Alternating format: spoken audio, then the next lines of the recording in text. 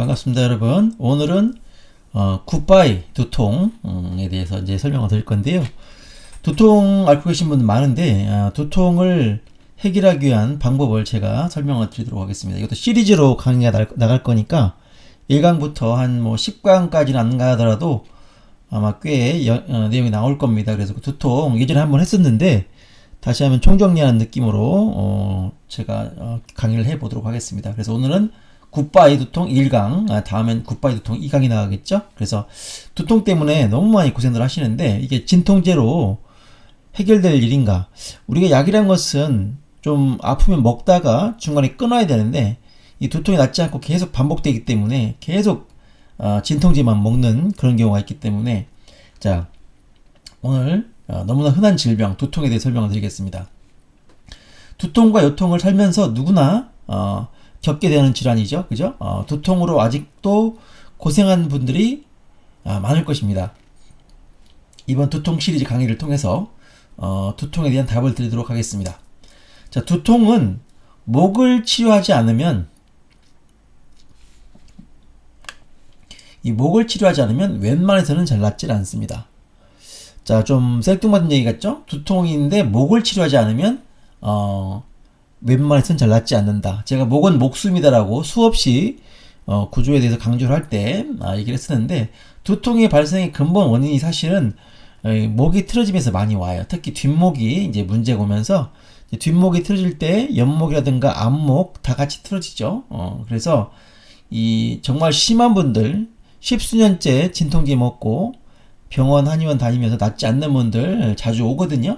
그런 분들 대부분 목에 심각한 문제를 가지고 있습니다. 그래서 두통 때문에 고생하시는 분들 오늘 강의 한번 열심히 들어보시기 바랍니다. 자, 저는 한의사 케빈이고요. 성남에서 경희자의 한의원을 현재 운영하고 있습니다. 자, 양방에서 두통을 분류하는 방법을 좀 알아볼게요. 두통 환자의 90% 이상이 1차성 두통이다. 자, 2차성 두통은 이제 뇌종양, 뇌동맥류, 뇌에 병변이 있을 때 오는 두통을 갖다가 2차성이라고 하는데요. 뭐 이런 그 구분법은 환자에게 아무런 느낌을 주지 못합니다. 이해도 되지 않고요. 그래서 두통이 오래되고 잘 낫지 않으면 이제 두통이 너무 깨질 것 같이 아프고 진통제를 먹지 않아도 먹어도 낫지 않으면 보통 CT, MRI 검사를 하죠. 그런데 검사상 이상이 없다고 판정되는 경우가 한 90% 이상이지 않을까 저는 생각을 합니다. 자, 또 양방의 다른 두통 분리법을 보면요. 환자들이 읽어봐도 이게 무슨 말인지 내가 어디에 해당되는지 나는 도대체 어디가 아픈 건지 감을 잡을 수 없는 설명만 나와 있습니다. 여기 보면은 긴장성 두통 해가지고 이 앞머리 쪽이 이렇게 빨갛게 표시가 되어 있죠. 편두통은 반절, 그 다음에 군발성 두통이라고 해가지고 눈에다가 이렇게 하나 딱 그려놨습니다. 이제 이런 설명이 정말 심각한 것이 뭐냐면 지금 50년 넘게 의대 교과서에는 이런 식으로 병을 분류를 해놓습니다. 이런 식으로 환자들은 머리가 아파서 아무리 검색을 해도 다 이렇게만 나옵니다. 그러니까 환자분들은 헤맬 수밖에 없죠. 자, 그러면 긴장성 두통, 편두통, 군발성 두통이 있고 내가 어떤 두통에 해당된다고 파악됐을 때 결국 우리가 병원에서 받을 수 있는 처방은 뭐냐? 진통제밖에 없습니다. 두통약밖에 없죠. 그러니까 이걸 나누는 것도 사실 의미가 없다는 거예요. 어떻게 보면 결국 수술과 약, 주사 이게 아니면은 사실은 방법이 별로 없기 때문에 이제 이렇게 애매하게 1차성이냐 2차성이냐 또는 이런 식으로 흐리멍덩하게 지금 구분을 해놨단 말이죠. 내용을 한번 읽어보면요. 편두통 같은 경우에는 대개 주기성이 있고 왼쪽으로 한쪽으로 나타나며 욱신거리는 박동성의 두통이 이렇게 뭐 나옵니다.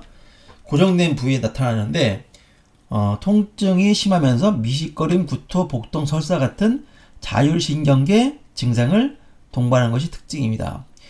이 부분이 지금 편두통만 자율신경계 증상이 나오는 게 아니고요. 여기 있는 모든 부위에 다 같이 나타날 수가 있습니다. 왜냐하면 뒷목에 문제가 있으면 그걸로 인해서 자율신경 실조증이 생길 수가 있거든요. 그래서 빛이나 특히 여기 빛이나 소리에 민감하게 반응하는 특징이 있다. 이것도 지금 보면 전혀 편두통에 대해서 감을 잡지 못하고 있는 표현입니다. 왜냐면 빛에 민감하게 반응한다. 이게 무슨 말이냐면 수명이라든가 광시증이라고 얘기해요. 수명현상, 수명, 빛을 싫어하고 광시, 눈이 뭐 반짝반짝반짝 뭐가 보이거든요. 그런 증상이 같이 있을 경우에 편두통으로 분류를 하는데, 사실은 저 같은 경우는 이런 경우에 사실은 목 디스크가 아닌가 의심을 합니다. 그래서 목 디스크 증상을 치료해주면 이 수명 증상, 빛을 싫어한다거나 또는 광시증, 눈에서 번쩍번쩍 이렇게 빛이 보이는 그런 증상이 너무나 쉽게 사라지는 걸 저는 수도 없이 많이 경험을 했습니다. 그래서 지금 여기 있는 두통 분류 사실 정말 의미가 없어요. 뭐 긴장성 두통도 보면 편두통과 함께 가장 흔한 형태의 두통으로서 일반적으로 양측성으로 오면 욱신거리는 박동성이 없이 뒤통수, 목덜미, 긴장감과 함께 오는 두통이 이 그림하고 전혀 안 맞죠, 그죠? 예. 그러니까 압박성 두통이다, 띠로 동이 맨 것 같다. 뭐 이렇게 뭐 젊은 여자한테 많이 오고 여성에게서 많이 발생하고 불안과 우울이 동반되며 오후에 심하다. 이런 것들은 하등 치료에 도움이 되지 않고, 또 이런 증상이 있을 때 사실은 이건 두통과는 좀 별개로 다른 부분에 문제가 있는 거예요. 예, 불안과 우울, 정신질환이 있는 거죠, 같이. 뇌의 문제가 아니고요. 이것도 몸의 문제입니다. 그래서 이런 것도 사실 지금 전혀 개념을 잡지 못하고 있다. 제 입장에서 그렇게 보입니다. 군발 두통, 남자에게 주로 발생하고 한쪽 눈을 중심으로 극심한 두통 발작이 하루에도 여러 번 뭐 이렇게 발생한다. 코막힘, 콧물, 안구 충혈, 뺨의 홍조나 부종. 이것도 지금 적어놓긴 했지만 군발 두통, 이렇게 눈알이 아픈 거에 대한 전혀 이해가 되지 않은 내용들을 그냥 적어 놓은 겁니다. 사실 두통은 너무나 많은 환자가 있고 수십 년간 두통 환자들을 상대해 봤을 거기 때문에 지금 이렇게 아직도 90대적으로 아무런 업데이트 없이 이렇게 분류한다는 것은 사실 너무나 심각한, 어떻게 보면 직무유기라고 봅니다. 제 입장에서는. 그래서 KBN 방식으로 제가 여러분들 정말 이해하기 쉽게 한번 설명을 해 보도록 하겠습니다. 자, 두통의 원인을 나누는 설명에 대한 의학 교과서가 바뀌어야 된다고 생각을 합니다. 부위별로 두통을 나누면 두통이 너무 쉽게 정리가 됩니다. 진단과 치료가 매우 간단해집니다. KBN 입장에서는 두통은 사실 지구상에 존재할 필요가 없는 통증 중에 하나라고 생각을 합니다. 그만큼 부위별로 진단하고 치료하게 되면 두통 치료가 너무 쉽다는 뜻이죠. 네. 두통 환자가 왔을 때 실수한 일이 거의 없어집니다. 두통은 부위별로 나누면 진단과 치료가 쉬워집니다. 부위별로. 이 말이 중요하죠? 여기도 지금 부위별로 나누기 했는데 전혀 의미 없는 말들의 그냥 잔치일 뿐이죠. 자, 흔하지만 잘 낫지 않고 고생하는 질환들, 두통이나 요통 같은 질환을 잘 치료해야 명의가 될 수 있겠죠. 그러나 실상은 두통으로 이 병원 저 병원 다니시는 분들이 매우 많습니다. 저는 많이 경험을 했고요. 자, 또한 증상이 오래되지 않았거나 심하지 않은 분들은 셀프 케어만으로도 많이 좋아질 수 있기 때문에 이번 두통 시리즈 강의가 두통 환자분들에게 큰 도움이 될 거라고 생각을 합니다.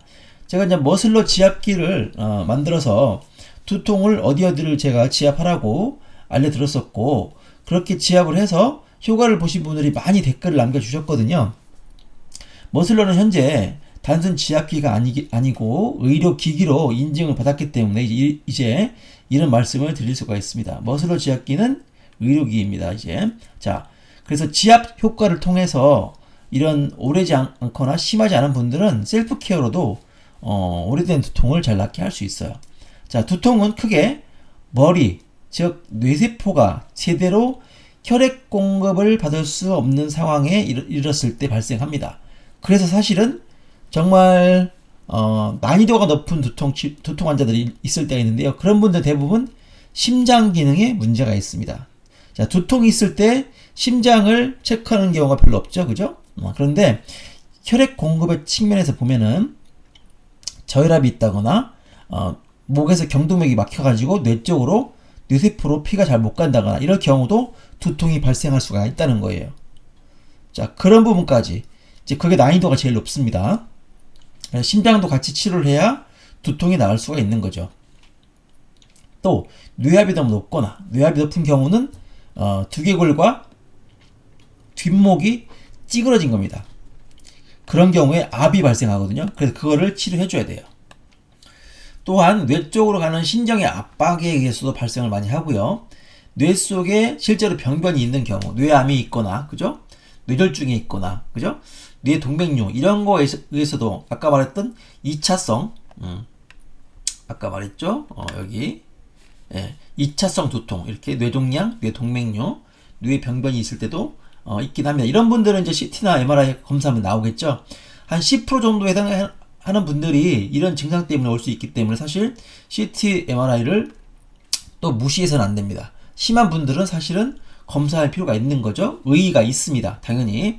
그래서 내가 90%에 해당되지만 혹시나 이런 게 있지 않을까 의심이 될 수도 있기 때문에 CT, MRI를 그래도 이제 검사해 볼 수는 있죠. 그런데 이제 만약에 저한테 오시면 그런 검사 없이 제 방식대로 부위별로 치료를 해서 나으면 사실 굳이 CT, MRI가 몸에 좋지 않으니까 검사를 할 필요는 없겠죠. 자, 근데 이미 오래되신 분들은 전부 다 검사를 하고 오십니다. 그래서 두통은 이게 크게 이렇게 네 가지 정도, 아까 하나 더 얘기하자면 난이도가 높은 분들은 심장까지 안 좋은 분들 한 5가지 이렇게 설명을 할 수가 있겠습니다. 자, 두통의 근본 뿌리는 뒷목에 있습니다. 우리가 여러분들 원인 치료, 근본 치료, 증상만 잠깐 없애는 진통제 이런 걸 싫어하시잖아요. 그죠? 근본적인 뿌리는 뒷목에 있기 때문에 두통 환자는 뒷목에 이상이 있다. 뒷목을 만져보면 문제가 보이더라. 뒷목을 치료했을 때 두통이 근본적으로 해결되더라. 십몇 년씩 된 두통이 낫더라. 이런 것들을 아셔야 됩니다. 그래서 이것을 모르고 치료하고 치료받기 때문에 두통 환자가 몇십 년 동안 고치지 못하는 것입니다. 자, 뒷목에서 큰 원인을 찾고 나머지 요인들을 보강하면 돼요. 무슨 말이죠? 뒷목 고치면서 이런 문제를 같이 해결해 주면 된다. 두통은 이런 원인으로 발생하기 때문에. 그죠? 알겠죠? 자, 그리고 두통으로 십수년 넘게 고생하시는 분들 뒷목 치료 그간 병원에서 한의원에서 받은 적이 있는지 한번 잘 생각을 해 보십시오. 저는 두통 교정 치료할 때도 반드시 목을 우두둑 하고 교정을 해 줍니다. 당연히 침도 놓고요. 자, 검사와 약물 치료 그게 다가 아니었나요? 약물이 뒷목을 치료하는 것은 당연히 아니기 때문에 두통으로 오래 고생하게 되는 것이죠. 그러니까 두통이 오는 1번 첫 번째 원인이 이 뒷목에 있다는 거를 우리가 그간 몰랐기도 했고 찾지 못했기 때문에 이런 식으로만 분류하고 이렇게 해서 약물만 투여하기 때문에 그죠? 불면증도 사실 원인이 다양하잖아요. 제가 불면증도 뒷목 자체가 문제가 오면서 발생하는 경우가 많다고 했습니다. 이게 무슨 말이냐면 자, 이렇게 후두통 설명이 나오는데요. 이쪽에 경추가 틀어지면서 이 뇌하고 척수가 이렇게 꼬리뼈까지 쭉 내려가는데 이 경추가 틀어지면서 이 뇌와 척수가 이 뼈가 틀어지면서 신경을 확 눌러버립니다. 그러면 뇌와 척수가 계속 자극을 받으면서 신경이 예민해집니다. 그러니까 신경을 누가 손으로 잡고 있는 거랑 똑같은 거죠. 이쪽이 틀어지면서 여기서 뇌와 신경이 내려가다가 탁 틀어지니까 그러면 계속 뇌가 자극이 된단 말이죠. 그래서 불면증의 경우도 사실 수면다운 검사하고 이것저것 검사한 다음에 뭐 코골이 있는지 수면 무호흡증 있는지 검사하고 결국은 수면제예요. 두통도 원인 다 검사하고 이제 뇌 속에 병변이 있는 그 외에는 결국은 진통제 밖에 안 나가는 거죠. 그래서 여러분들 두통의 근본 뿌리를 뒷목에서 찾고 뒷목을 바르게 해주면은 뒷목 경추, 그다음에 뒷목 목덜미 근육 있죠? 그리고 거기서 올라가는 신경과 혈관, 그다음에 뇌척수액 이런 것들 잘 활발히 소통이 되게 해주면 두통이 아주 잘 낫습니다. 아주 뭐 십수년 된 것도 원인만 제대로 해주면 됩니다. 그러면 쉽게 잘 나요. 자, 그래서 두통과 같이 동반되는 증상들이 많이 있는데 흔히 이제 두통만 있는 경우도 많이 있습니다만 어지럼증도 같이 있는 경우도 많죠. 그래서 어지럼증 관련 뭐 이석증, 메니에르 증후군, 전정신경염 또는 그런 귀 쪽 관련해서 문제 있는 경우도 많이 있습니다. 그래서 두통과 어지럼증이 있다면 이거를 두 개를 같이 해야 되니까 난이도가 조금 높아지겠죠. 그러나 제가 두통 이후에 어지럼증에서도 제가 시리즈로 쭉 한번 강의를 할 거예요. 어지럼증도 사실 난이도가 높은 질환입니다. 그래서 두통, 굿바이 두통 이후에 굿바이 어지럼증을 제가 또 강의를 해보도록 할게요. 두통은 눈의 앞통도 흔히 많이 발생합니다. 두통 환자 중에 눈알이 빠질 것 같다, 눈 뜨기가 힘들다, 눈이 흐릿하다 이렇게 말씀하신 분도 많고요. 눈이 부시고 귀 감각이 민감한 분도 있습니다. 이거는 이제 두통과 별개로 귀 자체에 문제가 있는 겁니다. 그 유스타키오관, 이관이라고 하죠. 한국말로는 이관, 영어로는 유스타키오관. 유스타키오관 그것이 막히기도 하고 뚫리기도 하는데 적당히 막히고 적당히 뚫려야 되는데 이게 너무 막힌 사람이 있고 너무 뚫린 사람이 있습니다. 그래서 이관 개방증, 이관 폐색증, 이 증상을 지금 얘기하는 겁니다. 그래서 두통과 함께 그런 증상이 흔히 같이 발생을 합니다. 그리고 두통은 브레인 포그 증상과도 매우 같이 자주 발생합니다.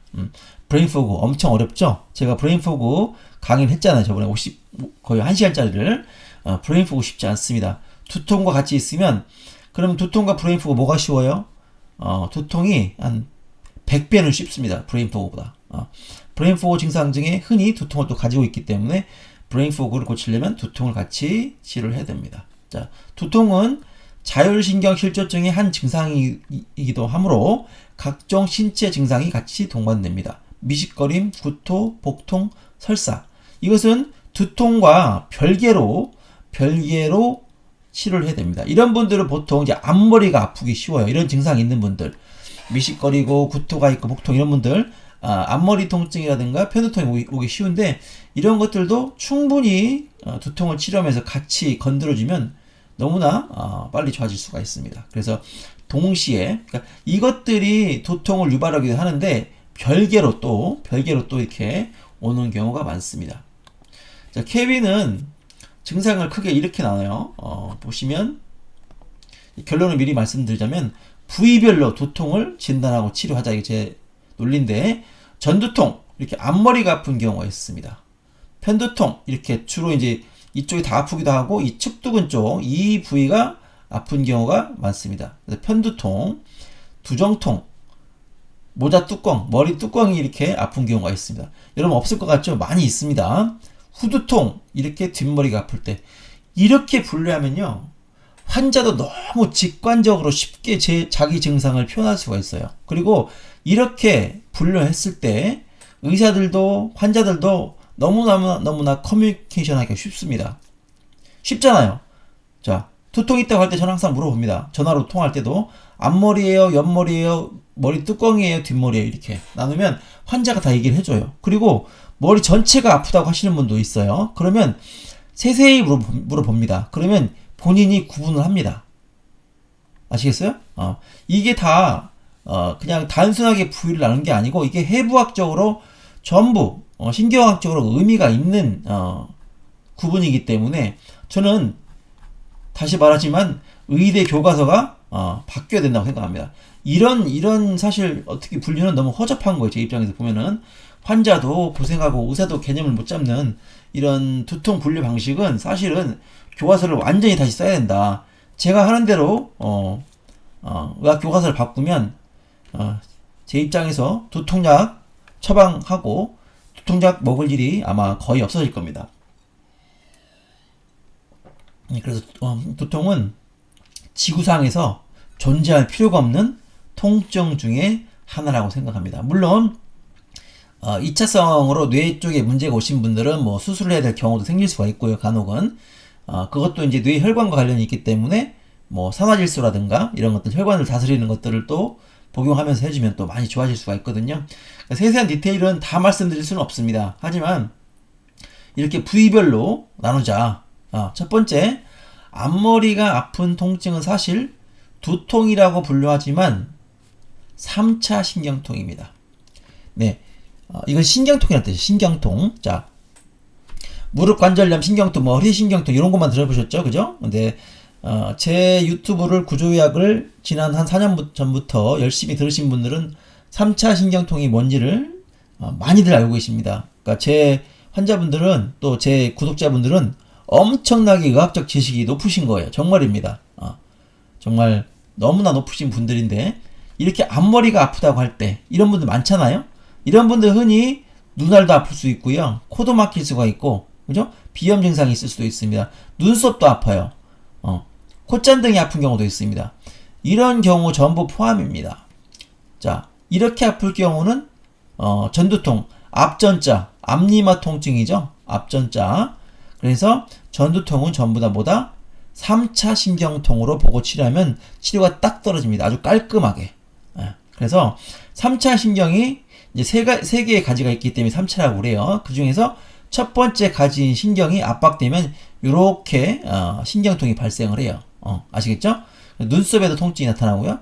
시야가 많이 흐릿해지기도 하며 눈뜨기가 힘들다, 눈이 흐릿하다 이렇게 표현을 합니다. 그래서 전두통은 3차 신경통으로 보고 치료하는 것이 정답. 아시겠죠? 얼마나 깔끔합니까? 저 나중에 굿바이 두통 2강 3강을 통해서 계속 이 전두통에 대해서 따로 설명을 할 겁니다. 자, 이제 편두통 할 건데 이렇게 편두통. 자, 인터넷을 점령하고 있는 편두통 설명. 마이그레인, 미그레인이라고 해서 아주 편두통은 이 서양에서 보면 영화 볼 때 예를 들어서 그 다이하드에 나오는 존 맥클레인 같은 경우도 맨날 두통약을 달고 살죠. 그래서 이 뚜껑 탁 열어가지고 그거 물도 없이 그냥 두통약 먹는 거 이런 거 나오죠. 그럴 필요가 없는 거예요, 여러분들. 유명 여자 연예인들 보면은 이 편두통약 먹는 장면이 영화에 많이 나오는데 그럴 필요가 없습니다. 이 편두통 증상을 이렇게 양방에서 저거 이제 따온 건데요. 보면은 뇌에 전달되는 산소의 양과 혈류양이 주로 발생한다. 근데 편두통만 이런 게 아니고요. 모든 두통은 사실은 기본적으로 이것이 기본이에요. 산소 부족과 혈류양 부족. 그죠? 피가 찐득찐득해서 그럴 수도 있겠죠. 그래서 이렇게 뭐 쭉 나와 있는데 안개 통증이 있는 것도 사실은 일부 관련이 있죠. 편두통과도. 그래서 지금 방금 설명한 것은 사실 전두통에서도 나오는 증상입니다. 그래서 이렇게 얼굴이 찌그러졌어요. 이렇게 턱이 이렇게 틀어지고, 그죠? 이것도 보면은 입술이 이렇게 틀어지고 눈썹, 눈 이렇게 광대뼈 높이, 귀 높이가 다 달라집니다. 이마도 한쪽에 더 볼록 올라간 경우가 있어요. 이것이 바로 사실은 모든 두통의 원리. 이건 편두통만 있는 게 아니고, 여러분들 기억하실 것은 이 두개골을 보면 머리가 이렇게 지그재그로 돼 있잖아요. 이 뼈와 이 뼈는 다른 뼈예요. 얼굴이 머리뼈까지 합쳐서 한 22개, 23개 정도의 뼈가 합쳐져 있는 겁니다. 그래서 이 뼈는 이렇게 이걸 떼어낼 수 있고 이걸 떼어낼 수 있고 이 색깔을 또 떼어낼 수 있습니다. 이렇게 떼어낼 수가 있죠. 그죠? 협골, 뭐 저평골, 측두골, 전두골 이렇게 설명하는데 하나의 바가지가 아니고 이렇게 지그재그로 톱니바퀴처럼 만나게 되어 있습니다. 그래서 여러분들 우리가 감기 걸렸을 때 머리가 부어요. 실제로 숨을 쉴 때마다 여기가 조금씩 벌려지면서 왔다 갔다 숨을 쉴 때 이렇게 숨을 쉰다고 그래요. 이것이 조금씩 뼈가 움직인단 말이에요, 여러분들. 이거 모르셨잖아요, 그죠? 머리뼈도 움직이는 구조고, 그죠? 그래서 실제로 숨을 쉴 때도 이렇게 여기가 벌어질 수가 있고, 감기에 걸리거나 몸살 나면은 머리뼈가 이렇게 부으면서 벌어집니다. 그리고 머리가 멍해지는 느낌이 들거든요. 그렇기 때문에 실제로 뼈가 이렇게 확확 틀어질 수가 있다는 얘기예요. 여기도 보면 이렇게 금으로 이게 선이 나가 있죠. 이렇게 이것들이 다 뼈입니다. 뼈. 그러니까 이것들이 틀어지면서 이 주변에 근육과 근막 이런 것들이 또 신경이 압박되고 눌리고 잡아 당겨지고 수축과 이완이 되면서 각종 변형이 올 수가 있는 겁니다. 그런데 이것은 왜 시작하느냐?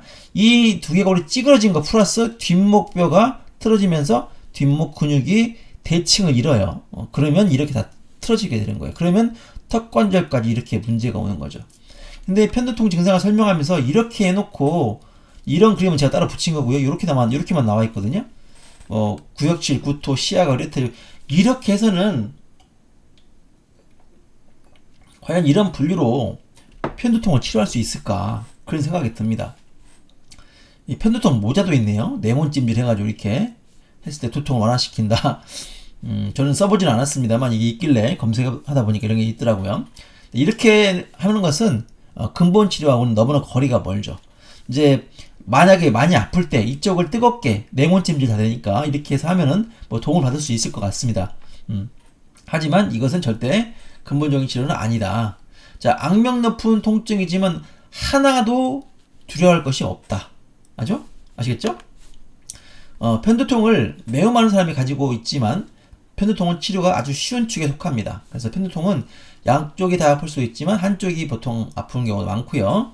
자, 편두통은 위치상 측두근에 통증이 발생하는 것으로 측두근을 눌러보면 아풍점이 나오고 셀프 케어만으로도 잘 나을 수 있는 질환입니다. 그래서 교근과 측두근을 잘 지압해주면 좋아질 수 있는 어렵지 않은 질환이다. 요거 이제 약 껌 씹어 먹듯이 자꾸 약을 먹을 일이 아니죠. 편두통도 제가 추후에 굿바이 두통, 뭐 2강, 3강 이렇게 통해서 또 다시 한번 설명을 드리도록 하겠습니다. 자, 두정통. 이 정자가 정수리 정자, 이마 정자입니다. 정상에서 만납시다 할 때 머리의 정상 통증, 두정통. 그래서 이 뚜껑이 아파요. 없을 것 같죠? 많이 있습니다. 상당히 많이 있습니다. 예. 그래서 머리의 뚜껑 부위가 아픈 것으로 사실 이것도 3차 신경통에 해당한다. 여기가 뜨거우신 분들, 화끈화끈 또는 머리가 시려요. 이런 분들 전부 이 증상에 해당된다고 보시면 됩니다. 그래서 또 이 전두통과 두정통은 하나의 원인이에요. 그러니까 앞머리 아픈 거하고 여기 아픈 것이 사실 이렇게 패밀리입니다. 패밀리. 그런데 두정통만 있는 분도 있고 이 앞머리만 아픈 경우도 있어요. 근데 두 개 다 같이 오는 경우도 있습니다. 그래서 이걸 같이 보면 되고 이 또한 3차 신경이 눌린 3차 신경 통증입니다. 그래서 이 두정통은 또 이게 후두통하고 또 이어져요. 이 뒷부위가 아프면서 이렇게 올라와요. 또 이 부위를 애매하게 짚는 분도 있고 막 그래요. 그래서 편두통과 부위가 이어지기도 합니다. 그래서 옆에 아픈 거하고 이어지기도 하고요. 그래서 환자들은 그런 구분 없이 머리 전체가 아프다든지 멍하다고 얘기를 합니다. 치료 잘 됩니다. 후두통. 후두통은 후측 두통과 구분해야 하는 질환으로서 후측 두통이 있는 경우에 후두통을 치료하듯이 치료하면 잘 낫지 않는다. 이게 이제 저의 영업 비밀입니다. 이제 후측 두통이 측 두통이 뭐냐면 이게 후두통은 2부이잖아요, 주로. 여기인데 이쪽까지 오는데 이 입은 엄지손가락에 짚은 데 있죠. 이 부위로부터 귀 뒤쪽으로 해서 위로 올라가는 통증이 있어요, 이렇게. 꽤 많습니다. 엄청 많습니다. 그러니까 여기가 아파가지고 이렇게 해서 올라오는 경우. 이거는 후두통 같이 똑같이 치료하면 안 나요. 그래서 후두통은 후측두통과 구분을 해야 되는데 후두통은 원인이 경추가 틀어져서 발생하는 통증으로 경추성 두통이라고 보시면 됩니다. 그래서 경추를 우두둑 하고 바로 잡는 걸 하지 않으면 사실 근본 치료가 되지 않습니다. 침만 놓으면은 뼈는 절대 제 위치로 가지 않습니다. 뼈가 압착이 되거나 일자목이 되거나 거북목이 되거나 지그재그목이 되거나 라운드 숄더가 되면서 이쪽이 볼록 튀어나오거나 이런 다양한 변화가 오기 때문에 이 후두통은요 이런 부분을 전부 잡아야 돼요. 그리고 뒷목이 틀어지는 원인은 이 흉추, 흉곽, 갈비뼈 틀어짐까지 같이 오기 때문에 라운드 숄더까지도 같이 잡아야 되기 때문에 난이도가 좀 높죠. 그래서 이 뒷목만 치료한다고 이게 낫질 않는다는 얘기죠. 그래서 제가 목 디스크 할 때도 항상 이 흉추 부분의 문제를 같이 치료된다고 했지 않습니까? 그래서 후두통 같은 경우는 이제 이쪽을 더 많이 해야 됩니다. 그래서 이제 아까 얘기했듯이 모든 두통은 목과 관련이 있다고 하는데 사실은 후두통은 직접적으로 관련이 있죠. 그런데 이제 두정통 같은 경우는 2차성입니다. 2차. 여기를 잡아놓고 같이 해주면 돼요. 어쨌든 이 친구도 무조건 뒷목. 그 다음에 이 부위도 왜냐면 이 두개골의 찌그러짐은 사실 이 목에서부터 틀어지면서 그 압력으로 인해서 이 광대뼈라든가 축두골들이 다 같이 틀어지거든요. 그래서 이 편두통이 온 사람들 보면은 이 안쪽 이 눈썹 옆에 이 태양열이라고 하죠. 태양열, 관자놀이. 이 부위가 쏙 안으로 들어간 분들이 많아요. 그러면 이거를 뼈를 잡지 않고는 고치기가 쉽지 않습니다. 그래서 우리가 힘들어도 이 전체를 사실 치료해야 되는 거예요. 그러니까 저는 이제 여러분들 쉽게 제가 두통이 지구상에 존재하면 안 된다고 하는 뭐 치료가 잘 되는 통증이라고 얘기했지만 사실은 이렇게 다 뒷목을 교정하고 우두둑하고 깊이 침을 놔서 문제 있는 부위를 틀어서 뼈가 잘 유지할 수 있게 하는 데까지는 사실 그 과정이 만만치 않죠. 그러니까 여기를 뭐 신경 주사를 잠깐 놓거나 일반적인 침을 놓게 되면 이 뼈는 그대로 틀어진 상태로 유지가 됩니다. 그러면 이게 근본적인 치료가 되지 않고 일시적으로 좀 낫다가 다시 또 리바이벌 되기가 쉽단 말이죠. 그래서 후두통은 경추가 틀어져서 발생하는 통증으로 경추는 흔히 일자목, 거북목, 지그재그목으로 변형이 되면서 경추에서 빠져나오는 경추신경이 이렇게 올라가요. 뭐 뒷머리 쪽으로 신경이 여기서 빠져나와가지고 예를 들어서 1번, 2번, 3번 신경이 나오면 1번, 2번, 3번이 어깨동무를 하면서 같이 합쳐집니다. 그러면 이렇게 올라가요. 신경으로 해서 후두와 경추 1, 2번이 어긋나면서 후두신경, 즉 대후두신경, 소후두신경, 대이계신경이라고 신경이 이렇게 쫙쫙 올라갑니다. 나중에 또 후두통 할 때 설명할 거예요. 이것이 압박받으면서 후두통이 발생합니다. 흔히 후두하근을 치료해주면 난다고 설명하는데 잘못된 겁니다. 후두하근만 치료하면 후두통이 제대로 나을 수가 없어요. 절대. 대부분의 그 MPS라는 침법, 근육을 위주로 설명하는 침법에서는 후두하근을 치료하면 낫는다 그러는데 이거는 치료를 많이 안 해본 분이 한 얘기라고 저는 생각을 합니다. 왜냐면 거기만 해서 낫질 않거든요. 부족해요. 엄청나게 많이 부족해요. 그래서 후두통은 상당히 많은 부위를 치료를 해야 됩니다. 그래서 이제 경추신경이 이렇게 올라가는데 세 개가 그 올라가는 신경이 이 근육이 눌리면서 또는 뼈가 틀어지면서 압박받는 거예요. 그러니까 후두통은 여기 있는 세 개의 신경뿐만 아니라 여기 있는 경추의 신경까지도 전부 다 문제가 왔기 때문에 또 이 틀어짐을 잡아야 되기 때문에 상당히 여러 군데를 해줘야 됩니다. 예. 자, 후측두통 아까 좀 전에 설명했죠. 후측두통은 후두부의 양옆에서 발생하는 두통으로 그 두통은 편두통으로 같이 부위가 이어집니다. 즉 뭐냐면 이 정확히 표현을 했어요. 이쪽으로 후두부 옆쪽으로, 그러니까 후두통은요 이쪽이라면 얘는 귀 쪽에 붙어 있어요. 이렇게 해서 올라가서 이렇게 옵니다. 이거 엄청나게 많습니다, 여러분들. 특히 목, 어깨 뻐근하고 불편하신 분들, 고개 좌우로 돌릴 때 한계가 있어서 고개가 끝까지 안 돌아가 이런 분들은 이 후측두통이 많아요.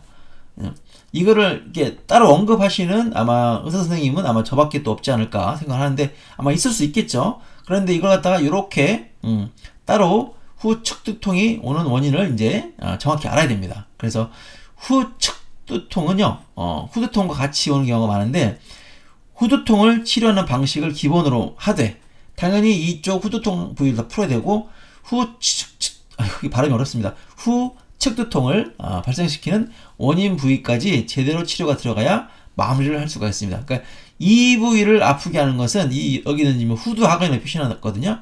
후두하근만 해서는 절대 제대로 낫지 않는다. 그 부분 다시 한번 강조를 드립니다. 자, 이 밖에 다양한 원인에 의해서 두통이 발생할 수 있어요. 뇌압이 상승해서 두통을 느끼는 경우 있죠. 이번 머리가 막 터질 것 같다, 무겁다 이런 느낌을 많이 호소를 하죠. 이거는 뭐냐면 경추가 틀어진 건 분명하고요. 뇌압 상승은 브레인포그 증상 중에 또 많이 나오기 때문에 그 원인도 있고 또 뇌정맥과 뇌동맥이 나오는 길이 그 혈관이 눌려서 그럴 수도 있습니다. 자, 머리를 흔들면 골이 흔들리다고 하시는 분도 있죠. 자, 머리가 뜨겁다, 땀이 난다, 머리가 시리고 차갑다. 아까 제가 설명했었어요. 번개가 치듯 오는 벼락두통도 있죠. 고혈압이 심해서 혈압이 높아서 막 170, 180, 190 되면 그 혈압을 낮추지 않으면 아무리 사실은 제가 뒷목이 원이라고 했어도 혈압을 낮춰야 됩니다. 그런 분들 혈압약을 먹거나 그렇게 해서 치료해야 됩니다. 이런 경우는. 자, 뇌동맥이 꼬여서 오는 뇌동맥의 두통의 경우도 사실은 혈압이 높은 경우가 대부분 많기 때문에 혈압을 낮추거나 뭐 산화질소 같은 것들 해서 혈관을 확장시키거나 이렇게 해야 됩니다. 자, 결론이에요, 결론. 자, 부위별로 두통을 진단하고 치료하자. 제 영상을 보신 분들은 이제 혹시나 저한테 치료받으러 오시면 내가 어디가 아픈지를 저한테 알려주기만 하면 됩니다. 그래서 거기에 맞게 확인해서 치료를 하면 너무 쉬워져요. 자, 이거 양방의 분류와 케빈의 분류 어떤 게 좋아 보이세요? 자, 제가 틀릴 수 있습니다. 제가 잘못될 수 있습니다. 여러분들 제 의견이니까, 제 오랜 임상에 이제 의한 의견이니까 이렇게 구분하는 거하고 이렇게 구분해서 보는 거하고 어떤 게 쉬우세요? 저라면 교과서에 이걸 실제로 할 것 같습니다. 배우는 사람도 너무 쉽고요. 진단과 치료가 서로가 너무 편합니다. 그래서 이렇게 편두통 이런 식으로, 자, 이거는 아무런 뭐 내가 어떻게 해야 되겠다, 또 환자가 글을 읽을 때도 내가 뭐지? 감을 잡을 수가 없어요. 그런데 이렇게 하면 너무나 쉬워지죠. 아시겠죠? 자, 두통 관련 시리즈 영상을 계속해서 한번 올려볼 테니까 여러분들 두통으로 고생하시는 분들이 있으면 따라오시고 상황이 되시면 오셔서 치료를 받기 바랍니다. 이상 한의사 케빈이었습니다.